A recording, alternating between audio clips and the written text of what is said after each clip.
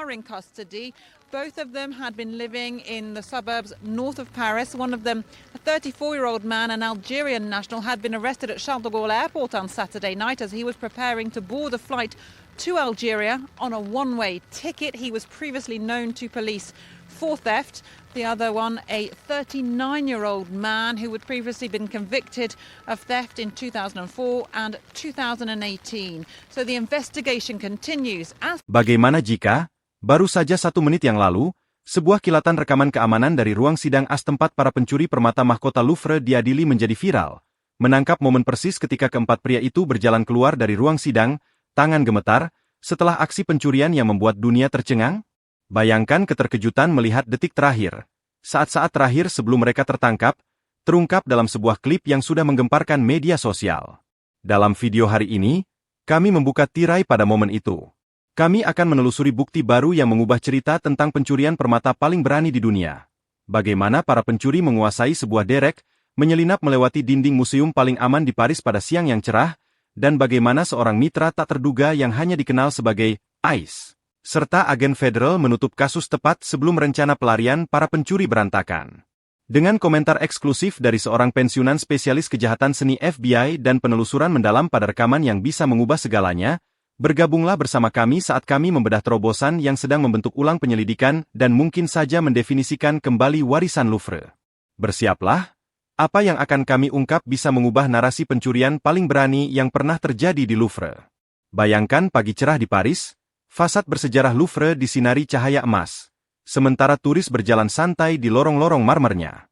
Tiba-tiba, museum paling terkenal di dunia jatuh ke tangan plot kriminal yang terasa seperti di film Hollywood. Sebuah klip tunggal yang tampak biasa kini beredar online, menangkap momen tepat ketika para pencuri keluar membawa permata mahkota, momen yang mengejutkan pejabat dan publik sekaligus. Saat rekaman itu menjadi viral, taruhannya meningkat.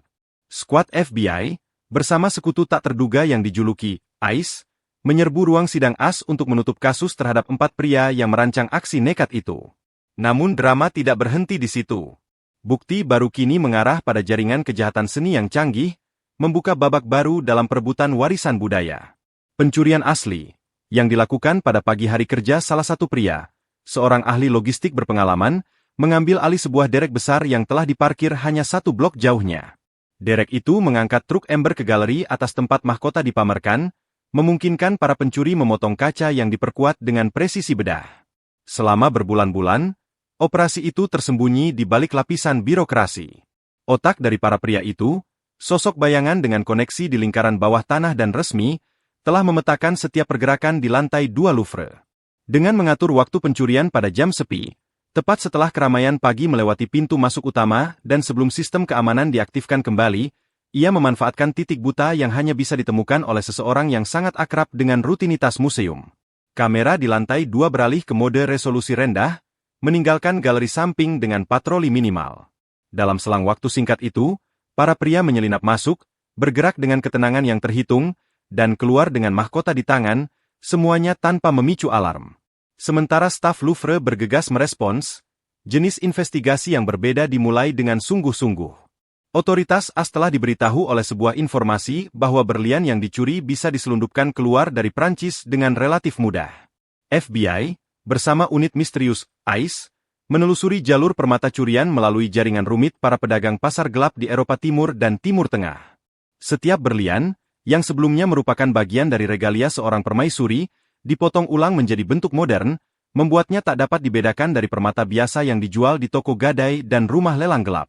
Nilai kontekstual mahkota asli, sejarahnya, kaitannya dengan permaisuri Eugenie, dihilangkan, digantikan oleh catatan dingin aset mentah yang bisa dicairkan dengan cepat. Ketika bukti baru muncul, terobosan kunci datang dari usapan forensik yang ditemukan di truk ember yang diparkir hanya 1 blok dari lokasi kejahatan.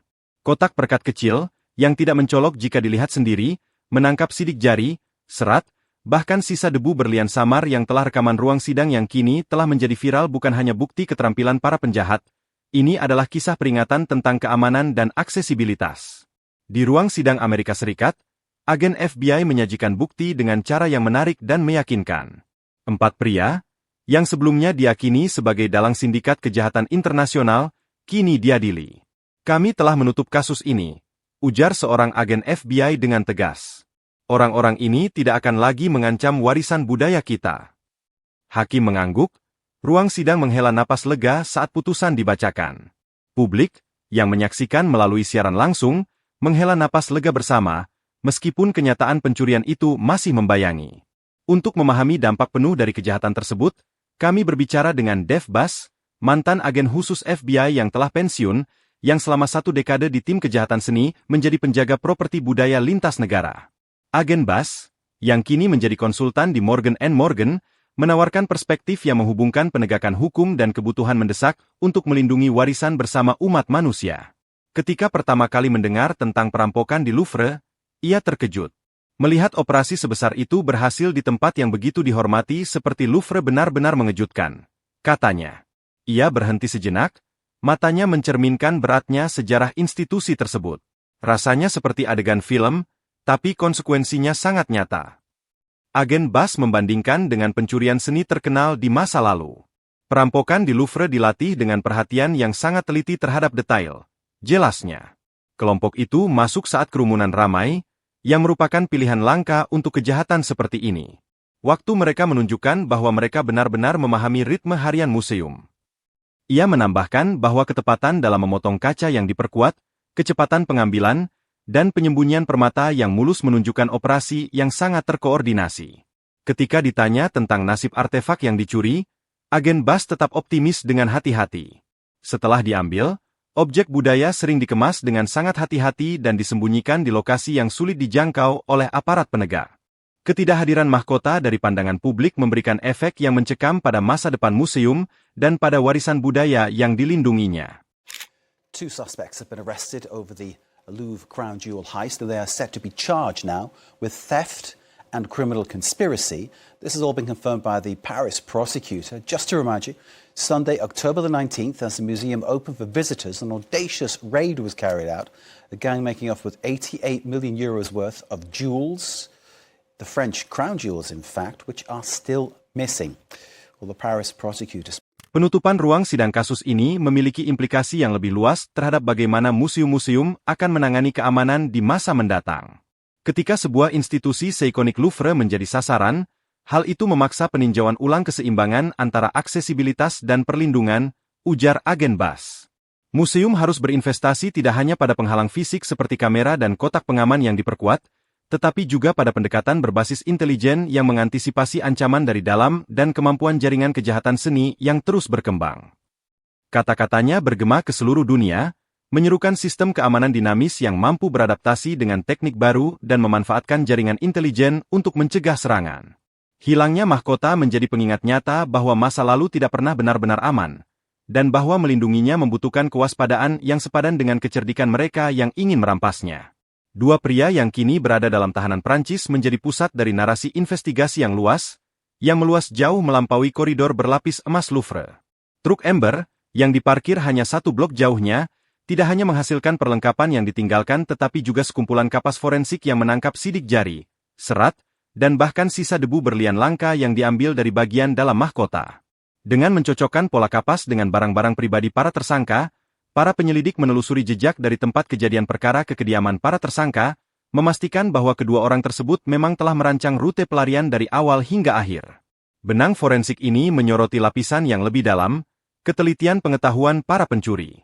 Keajaiban arsitektur Louvre, dengan atrium megah, langit-langit berkubah, dan dinding batu berusia berabad-abad, tidak dirancang dengan taktik sembunyi-sembunyi para penjahat seni modern dalam pikiran. Namun para pencuri memanfaatkan titik buta yang hanya bisa diidentifikasi oleh seseorang yang sangat mengenal rutinitas museum. Penjadwalan kamera secara sengaja untuk berputar pada jam sekomitmen Louvre terhadap aksesibilitas, memungkinkan ribuan pengunjung untuk berkeliaran dengan bebas. Secara paradoks telah menciptakan kerentanan yang dapat dimanfaatkan oleh kelompok kecil yang terlatih dengan baik. Protokol keamanan kini menghadapi pertanyaan sulit. Bagaimana mempertahankan suasana terbuka yang menjadi ciri khas museum sambil sekaligus memperkuat setiap titik masuk potensial terhadap serangan yang terkoordinasi? Jawabannya tidak hanya terletak pada penambahan kamera atau penguncian yang lebih berat, melainkan pada sistem dinamis yang mengantisipasi ancaman dari dalam, terus beradaptasi dengan teknik kejahatan yang berkembang, dan memanfaatkan jaringan intelijen untuk mencegah serangan. Di balik pencurian tersebut terdapat jaringan kejahatan seni transnasional yang luas, yang berkembang dari pertemuan antara warisan budaya dan pasar gelap yang menguntungkan. Para penyelundup yang menghususkan diri pada artefak tak ternilai telah lama membangun jalur yang berliku-liku melalui Eropa Timur, Timur Tengah, dan masuk ke pasar bayangan di ibu kota barat. Mahkota yang dicuri, dengan berlian yang tertanam telah dilepas dari kerangka logamnya, menjadi komoditas yang dapat diselundupkan ke luar negeri dengan relatif mudah. Setelah dipisahkan dari pengaturan ornamen aslinya, berlian-berlian itu sendiri menjadi aset yang sangat likuid. Tidak seperti nilai asli mahkota, yang tak terpisahkan dari narasi sejarahnya, berlian-berlian itu dapat dijual kepada kolektor pribadi, toko gadai, atau pedagang yang tidak jujur dengan sedikit jejak yang dapat ditelusuri. Kontras antara hilangnya nilai kontekstual mahkota dan nilai yang tetap dari permata penyusunnya menggambarkan kenyataan yang mengerikan bagi dunia seni. Memotong sisi-sisi yang dulunya memantulkan cahaya lilin di salon abad ke-19 tidak hanya mengurangi kilauannya. Itu menghapus cerita yang terukir di setiap permukaan. Pengrajin perhiasan modern, yang terbiasa dengan potongan yang lebih tajam dan kontemporer, akan menganggap sisi-sisi antik ini sudah ketinggalan zaman, meskipun batu mentahnya tetap berharga. Memotong ulang agar sesuai dengan harapan masa kini akan semakin mengikis karakter Kementerian Kebudayaan, telah secara terbuka menyatakan bahwa mereka tidak akan terlibat dalam negosiasi apapun yang dapat dianggap sebagai mendukung perampasan warisan publik. Sikap tanpa toleransi ini dirancang untuk mengirimkan pesan yang jelas bahwa aset budaya tidak akan diperlakukan sebagai komoditas yang dapat dinegosiasikan. Namun di seberang Atlantik, FBI dan Departemen Kehakiman AS telah menangani skenario serupa, seringkali menyeimbangkan pelestarian warisan dengan kebutuhan pragmatis untuk mengamankan aset sebelum dapat dilikuidasi. Penutupan persidangan baru-baru ini di AS menunjukkan bahwa kerja sama internasional dan ketelitian forensik dapat menuntaskan kejahatan profil tinggi. Reaksi publik, baik di ruang sidang maupun melalui siaran langsung rekaman viral, mencerminkan pemahaman kolektif bahwa warisan budaya tidak hanya harus dilestarikan tetapi juga harus dilindungi dari mereka yang akan memanfaatkan sejarah demi keuntungan. Sebagai penutupan kasus di ruang sidang AS tidak berarti akhir dari cerita. Pelajaran yang didapat, mulai dari ilmu forensik hingga kerjasama penegakan hukum internasional, dari pencegahan kejahatan seni hingga keamanan museum, akan bergema selama bertahun-tahun ke depan. Dunia menyaksikan saat keadilan ditegakkan dan artefak budaya dijaga, memastikan bahwa kisah mahkota yang dicuri tidak tetap menjadi kisah peringatan, tetapi menjadi kemenangan kewaspadaan dan kerjasama. Ruang sidang telah menjadi panggung bagi drama berisiko tinggi yang bergema jauh melampaui dinding marmernya. Di tengah sidang yang tegang, sebuah gangguan mendadak, klip kamera yang direkam oleh seorang pengamat, menyebar di internet, mengubah proses hukum menjadi sensasi viral seketika. Saat rekaman itu diputar ulang di media sosial, dunia menyaksikan para pencuri Louvre, sesaat terungkap dalam ketelanjangan yang belum pernah terjadi sebelumnya. Mata mereka bergerak cepat antara hakim dan juri, bahu mereka memperlihatkan campuran sikap menantang dan perhitungan. Sistem hukum, dalam pengaturan ini, selalu mempertahankan sikap tegas, negara tidak akan bernegosiasi. Hukum Prancis secara tegas menolak tuntutan tebusan atas harta nasional, menganggap signifikansi pada saat itu, rekaman ruang sidang menangkap ketegangan dari pertandingan catur psikologis tersebut. Rekaman itu menunjukkan pertukaran singkat di mana seorang hakim, mungkin belum terbiasa dengan permainan psikologis yang begitu terang-terangan, memberikan respons yang terukur yang mencerminkan sikap tegas sistem hukum. Said this was an ongoing investigation. We also know there are at least 2 more suspects still on the run. DNA samples from at least 4 people were found at the scene by the forensics team, who found more than 150 DNA samples in and around the Louvre at the site of that robbery. And the prosecutors aren't ruling out that. Wajah para pencuri, yang tertangkap dalam cahaya kamera yang tiba-tiba, mencerminkan arus bawah dari kepercayaan diri itu sendiri. Namun ruang sidang menjadi lebih dari sekadar tempat penghakiman, ia berubah menjadi pusat informasi. Ketika klip tersebut menyebar, tak terhitung banyaknya penonton dari berbagai penjuru dunia mulai menganalisis, mengomentari, dan berspekulasi. Di platform seperti TikTok, seorang pengguna mencatat adanya titik buta di galeri bawah, sementara pengguna Instagram menyoroti sensor gerak yang hilang di dekat kotak pajangan mahkota. Pengamatan yang tampaknya tidak berbahaya ini menjadi sangat penting, mendorong audit segera terhadap area-area yang rentan tersebut. Konsultan keamanan Prancis merespons dengan cepat, menggunakan pencitraan canggih untuk menemukan kamera yang sebagian tersembunyi dan memasang sensor gerak tambahan untuk menutup celah. Proses ini menunjukkan bagaimana cuplikan tanpa filter dapat memicu serangkaian perbaikan, menjembatani kesenjangan antara rekaman mentah dan langkah-langkah keamanan yang nyata. Rencana pelarian para pencuri juga mengungkap lapisan kompleksitas logistik. Mereka telah memilih dengan sangat teliti rute yang paling tidak mencolok, jalur tanpa penerangan yang menghindari pajangan utama galeri bawah. Gerakan mereka dikoreografikan untuk menghindari sensor gerak dan kamera pengawas, bukti keahlian mereka. Namun rekaman yang diambil di ruang sidang menawarkan jendela langkah ke dalam ketenangan mereka. Itu adalah pertukaran pandangan yang tenang, hampir seperti latihan, yang menunjukkan kepercayaan diri mereka. Di balik kepercayaan diri itu, terdapat jaringan canggih yang menghubungkan mereka dengan perusahaan keamanan swasta, pedagang perhiasan internasional, dan spesialis pemotongan ulang di Israel. Jaringan ini bukan hanya saluran untuk pergerakan ilegal, tetapi juga pasar untuk layanan pemotongan ulang yang dapat mengurangi nilai dengan mengubah potongan asli sebuah permata. Proses pemotongan ulang, 4 dari para pencuri ditangkap di Amerika Serikat, sebuah pengingat nyata betapa ancaman ini benar-benar bersifat lintas negara. Upaya terkoordinasi FBI, bekerja bersama mitra penegak hukum lokal, mengerahkan analis forensik yang mampu memilah petunjuk dan mengungkap pola tersembunyi. Fokus mereka melampaui hal-hal yang jelas, mencakup unit intelijen siber yang melacak komunikasi terenkripsi, metadata, dan jejak digital. Unit-unit ini, yang ditugaskan untuk memberantas pertukaran gelap di pasar gelap, kini menganalisis metadata komunikasi antara para tersangka dan para penjual perhiasan. Mereka menelusuri setiap penekanan tombol, setiap lokasi geografis, mencari remah-remah tersembunyi yang bisa mengarah ke permata yang dicuri. Sementara itu, diskusi di media sosial seputar kasus ini berkembang menjadi forum dinamis untuk pembaruan waktu nyata. Saksi, pakar keamanan, dan penonton yang penasaran membagikan pengamatan tentang sudut kamera, rutinitas penjaga, dan kerentanan arsitektur. Komentar-komentar ini, yang dikumpulkan oleh tim investigasi, menawarkan petunjuk yang tak terduga. Suara kolektif publik, dalam kapasitas analitisnya, menjadi katalis untuk investigasi baru. Misalnya, keterangan pengguna TikTok, apakah kamu melihat titik buta di galeri bawah? Mendorong pemeriksaan lebih mendalam yang mengungkap kamera yang sebagian tertutup. Demikian pula, sebuah unggahan Instagram yang menyoroti tidak adanya sensor gerak di dekat kotak pajangan mahkota memicu audit langsung pada bagian itu oleh konsultan keamanan Prancis. Sinergi antara pengawasan publik dan investigasi profesional menunjukkan era baru keamanan kolaboratif. Namun di luar aspek prosedural dan taktis, pencurian ini bergema pada tingkat manusia yang sangat mendalam. Staf museum, yang sebelumnya yakin dengan langkah-langkah perlindungan mereka, kini bergulat dengan pengetahuan bahwa rutinitas mereka bisa dieksploitasi. Karyawan yang merasa aman dengan sistem kokoh di sekitar kotak pajangan mahkota kini, mulai mempertanyakan kecukupan pelatihan kesadaran situasional mereka. Wisatawan pun membawa kewaspadaan baru, rasa aman mereka di ruang budaya berubah secara halus.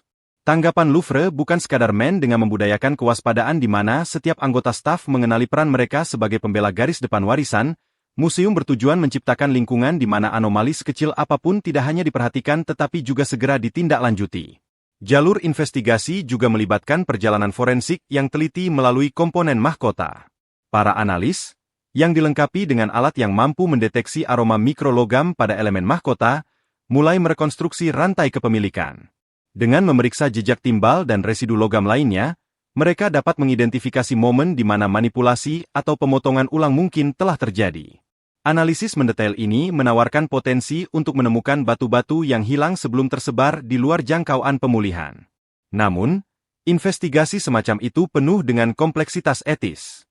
Kerjasama dengan perusahaan keamanan swasta dan pengrajin perhiasan, entitas yang mungkin memiliki pengetahuan tidak sengaja tentang pergerakan para pencuri, memerlukan keseimbangan yang rumit antara kepercayaan dan tanggung jawab hukum. Membangun kerangka kerjasama dapat mempercepat pemulihan artefak yang hilang dan mencegah aktivitas kriminal di masa depan. Tidak dapat diabaikan efek berantai yang ditimbulkan oleh perampokan di Louvre terhadap dinamika pasar gelap. Para pencuri perhiasan dan kaki tangannya, yang sebelumnya nyaman beroperasi dalam bayang-bayang, kini mendapati transaksi berisiko rendah diawasi secara ketat. Pengawasan yang meningkat telah mendorong pergeseran menuju bentuk pertukaran yang lebih tersembunyi, seringkali dilakukan melalui komunikasi terenkripsi. Saluran-saluran ini, yang dulu dianggap aman, kini sedang dianalisis oleh unit intelijen siber yang melacak metadata, geolokasi, dan jejak digital. respons penegak hukum global telah mengadopsi pendekatan yang lebih canggih, menggunakan kombinasi kerja detektif tradisional dan teknologi mutakhir untuk menembus lapisan kerahasiaan yang menjadi tempat berkembangnya pasar gelap. Di tengah proses hukum dan investigasi, dampak psikologis dari pencurian tersebut bergema di antara staf museum dan pengunjung. Karyawan yang sebelumnya merasa yakin dengan langkah-langkah perlindungan mereka kini bergulat dengan pengetahuan bahwa rutinitas mereka dapat dieksploit. Program pelatihan menekankan kesadaran situasional, penilaian ancaman, dan protokol respons cepat, membangun budaya kewaspadaan di mana setiap anggota staf, dari penjaga hingga kurator, memahami peran mereka sebagai pembela garis depan warisan.